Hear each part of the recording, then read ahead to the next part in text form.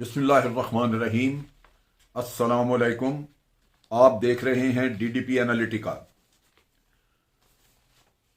आज एक नई डेवलपमेंट हुई जिसके बारे में हम बात करेंगे। वो डेवलपमेंट ये है कि करीमा बलोच, जो कि भारत की रॉ यानी इंटेलिजेंस एजेंसी की एजेंट थी, और वो उसके ताल्लुकात, उसका मिलना जुलना, भारत आना ठहरना, ये कुछ छुपा हुआ नहीं था। उसको बड़ा मीडिया कवरेज भी दिया जाता था और वो बहुत ज़्यादा हर्जासराई भी करती थी पाकिस्तान के खिलाफ। और वो बलोच यानी जो बाहर जिनको रॉ ने अपने लिस्ट किया हुआ था, और वो आज़ादी की तहरीक वाली बातें और इस तरह की अलहदगी की बातें जो करते थे, उनमें वो एक सरफहरिस्त खातून थी। और ताल्लुक उसका था इसी ग्रोह के साथ जो हरब्यार मरी और बरामदा मुफ्ती बाहर से चलाते हैं। लेकिन उनकी तरह ये भी रॉ के लिए काम करती थी। अब इसको कत्ल कर दिया गया है। ये टोरंटो कनाडा में थी और वहां इसको कत्ल कर दिया गया। ये सारे वाकयात और मजीद भी शायद आगे और भी कत्ल किए जाएं, ये रॉ इंडियन इंटेलिजेंस एजेंसी खुद कर रही है, क्योंकि ये उसके लिए खतरा बनते जा रहे हैं। वह ये है कि जिस दिन से यूरोपियन यूनियन की डिसइंफो लैब ने एक रिपोर्ट शाया की जिसमें सारा पोल खुल गया, जो नेटवर्क थे वो खुल गए। जिस तरह हुसैन हक्कानी 7 फोरम चला रहे थे, हुसैन हक्कानी जो है उसको रॉ पैसा देती थी, वो पाकिस्तान से जर्नलिस्ट वगैरह लोग लेके जाता था और वहां पे उनके जरिए वो पाकिस्तान आर्मी के खिलाफ, पाकिस्तान के खिलाफ बहुत हर्जासराई करवाता रहा। और वो भी पोल खुल गया। वो चीज़ें सारी डिसइंफो लैब वाली रिपोर्ट के जरिए खुलती जा रही कि 15 साल में पाकिस्तान के खिलाफ भारत क्या क्या करता रहा और हमारे गद्दार जो पाकिस्तानी थे वो कौन कौन उनकी मदद करते रहे। उनमें करीमा बलोच भी थी। इसको कत्ल कर दिया गया। और इस फिनोमेना को समझने के लिए मैं थोड़ी वजाहत दूंगा कि इंटेलिजेंस एजेंसीज ऑपरेट कैसे करती हैं। इंटेलिजेंस एजेंसीज के ऑपरेट करने का जरिया यह है कि किसी माशरे में वो सबसे पहले तो वो कमज़ोर इखलाकियात वाले लोग ढूंढते हैं, जिनको कुछ न कुछ बुरी आदत होती हैं। उनको किसी को औरत की आदत या शराब या जुआ जिसमें पैसा वो लगाता है, इसी तरह की और कमज़ोरियाँ, इखलाकी कमज़ोरियाँ उसमें मौजूद हैं, तो वो एक्सप्लॉइट किया जाता है। उसको वही लालच दे के तो उससे काम निकलवाया जाता है। जब उसको वो चीज़ मुहैया कर दी जाती है जिसकी उसको लालच है, जिसके लिए वो सब कुछ करने को तैयार है, एक नशे की तरह, तो वो मुहैया करके उससे उसकी कमज़ोरी का फ़ायदा उठा के तो उससे काम लिया जाता है। एक आध दफ़ा जब वो काम कर देता है तो फिर उसको धमकी पे रखा जाता है कि तुम्हें पकड़वा देंगे, तेरा भांडा फोड़ देंगे, बता देंगे कि तू हमारे लिए काम कर रहा था, लिहाजा तुझे फिर तेरा मुल्क पकड़ के सजा देगा। लिहाजा वो लोग जो हैं वो महफूज हो जाते हैं, या वो अपने आप को फिर हवाले कर देते हैं कि ठीक है, हम आपके लिए काम करते रहेंगे। इसी तरह अगर कोई शख्स काम करने से इनकार कर दे तो वो मसला बन जाता है। मिसाल के तौर पे धमकियां बाज़-औक़ात देते हैं। अब मेरा अपना अंदाज़ा है कि करीमा बलोच जो है उसने या तो पैसे ज़्यादा मांगे हैं, क्योंकि जब आप बाहर रहते हैं, महंगाई हो गई, कुछ आपकी ज़रूरियात बढ़ती जाती हैं और इंटेलिजेंस एजेंसी मुख्तलिफ एजेंट्स को उनकी परफॉर्मेंस के मुताबिक पैसा देते हैं। लेकिन जब किसी को ये ख्याल हो कि ये मेरे ऊपर बहुत ज़्यादा इंहिसार कर रहे हैं तो वो उसकी डिमांड्स बढ़ जाती हैं। वो कहता है जी मैं काम आपके लिए करूँगा और मुझे इतना पैसा दें। अब जब ये डिसइंफो लैब का किस्सा निकल आया तो बाज़ लोग जो हैं वो इनको अब धमकी देंगे कि आप हमें इतना पैसा दें, नहीं तो फिर हम आपका भांडा फोड़ेंगे। वो डिसइंफो लैब वाली रिपोर्ट तो निकली हुई है, हम बता देंगे कि आप हमारे जरिए ये कुछ कराते रहें। और वो ये कह सकते हैं, उसकी वजह ये है कि वो बैठे हैं टोरंटो कनाडा, उसने पाकिस्तान आना नहीं, वरना तो अगर ये कोई बात करे पाकिस्तान में तो वो खुद भी पकड़ा जाए। लिहाजा वो वहां से बैठ के बात करेंगे कि जनाब हम तो महफूज हैं कनाडा में, लेकिन आपका भांडा फोड़ देंगे। ये चीज़ें जो हैं मुख्तलिफ तरीके से आपके सामने आती हैं। जब भी कभी हालात में तब्दीली आती है तो वो होता है। बाज़ औक़ात ये होता है कि खुद ब खुद बाज़ लोगों का कवर ख़त्म हो जाता है। जैसे CIA के लोग पाकिस्तान में काम कर रहे थे और उनका कवर फूट गया, जबकि उन्होंने उसामा बिन लादेन वाला वाक़या करवाया। तो यहाँ पे रेमंड डेविस का वाक़या, तो वो सारे उसमें उनके CIA के लोग जो यहाँ पे कोई डिप्लोमेटिक कवर में बैठा हुआ था, कोई एम्बेसी में काम कर रहा था, वो सबका खुल गया। तो अमेरिका को फौरन भगाना पड़ा, उनको यहाँ से ले गए। क्योंकि फिर वो इंटेलिजेंस के लोग थे, यहाँ मुकदमात उन पे हो जाते, पकड़े जाते लोग जो कुछ वो करते रहे थे, तो वो उनको निकाल दिया। इसी तरह आर्मी पब्लिक स्कूल का वाकया, वहां पे अफगानिस्तान से ये वाकया किया गया और भारत के रॉ के एजेंट जो वहां से ये सारा कुछ करवा रहे थे, जिन्होंने पैसा दिया, जब उनको पता लगा कि पाकिस्तान को उनकी सारी आइडेंटिफिकेशन पता लग गई है कि ये कौन कौन लोग हैं और किस किस ने क्या रोल अदा किया है, तो फिर वो डर गए, क्योंकि उसमें खतरा ये था कि अफगानिस्तान की गवर्नमेंट को अगर मजबूर किया जाता कि जनाब ये लोग हैं, इनको पकड़ के तो इनसे पहले इंटेरोगेशन करें, तो सारा भेद सामने आ जाता, वो खुद उनके इतराफी बयान आ जाते। लिहाजा भारत ने उनको फौरन वहां से भगाया। सो एजेंट्स का नेटवर्क आप चलाते हैं, लेकिन इसमें मुश्किल होती है कि बाज़ औक़ात आपको उस इंडिविजुअल के जरिए ये डर आ जाता है, लगता है कि ये कहीं हमारे सारे राज न खोल दे, फिर उनको मार दिया जाता है।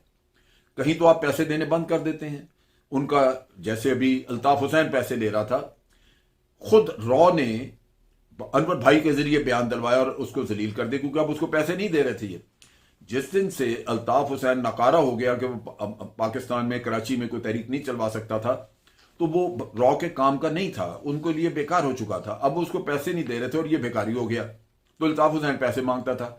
अब जब आप काम के नहीं रहे तो इंटेलिजेंस आपके ऊपर पैसा क्यों लगाए, क्यों जाया करे, वो नहीं करते।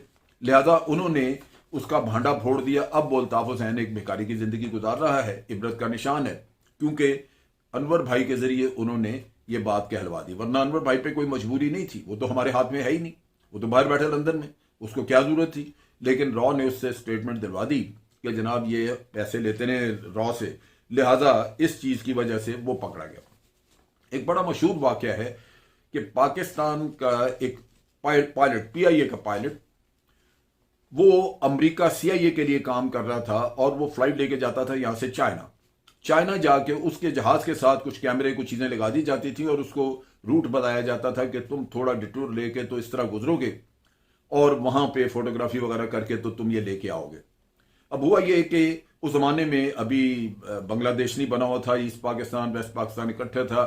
ये फ्लाइट्स यहां से ईस्ट पाकिस्तान जाती थी, वहां से चाइना जाती थी और वही रूट ढाका से होके वापस आता था। अब वहां पे चाइनीज को पता लग गया, लेकिन चाइना के साथ पाकिस्तान के बड़े ताल्लुकात थे। उन्होंने ये चीज रिपोर्ट की हुकूमत पाकिस्तान को कि देखिए हम आप पे कितना एतमाद करते हैं, लेकिन आपका पायलट क्या कर गया, ये उसने हरकत की है। अब चीज ये है कि ये काम जब वो पकड़ा जाता, पाकिस्तान आके उसकी इंटेरोगेशन होती, तो सारी बात खुल जाती कि सीआईए उससे क्या काम करवा रही है, क्या क्या कुछ वो कर चुका है। लेकिन सीआईए ने पहले से इंतजाम किया और जब वो जहाज लेके चाइना से, पीकिंग से, वो यहां पे बीजिंग से यहां पहुंचा, ढाका पहुंचा, तो उसके बाद उसका कोई सुराग नहीं मिला और वो आज दिन तक पायलट की फैमिली को कोई पता नहीं है कि वो बंदा कहां गया है। लाजमन सीआईए यहां से ले गई और उसको जाके कहीं मार दिया होगा, अमेरिका ले गए होंगे, उसको वहां मार दिया और आज दिन तक उसका सुराग नहीं। अब आप देखिए कि करीमा बलोच मारी गई, लेकिन इससे पहले असलम बच्चू को मारा गया।